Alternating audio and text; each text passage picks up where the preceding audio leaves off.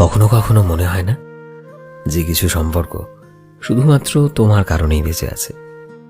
তুমি সবার আগে মানো, তুমি সবার আগে তাকে বোঝার চেষ্টা করো, তুমি সবার প্রথমে নত হও, আর সামনের মানুষটা তোমার এই মেনে নেওয়াটাকেই নিজের অভ্যেস বানিয়ে নিচ্ছে।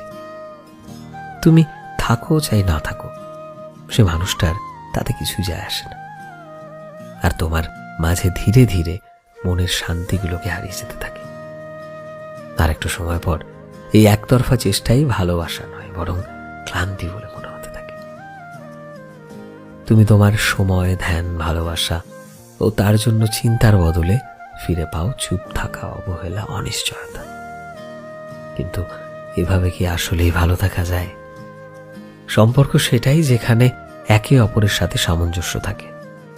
যতটা তুমি তার জন্য করবে, অপর দিকের মানুষটাও তোমার জন্য ঠিক ততটাই করবে। ভালোবাসা দুদিক থেকেই হয়, আর একতরফা সম্পর্কগুলো একসময় ঠিকই বোঝা হয়ে দাঁড়িয়ে যায়, যেটা না মেনে নেওয়া যায়, না সহ্য করা যায়।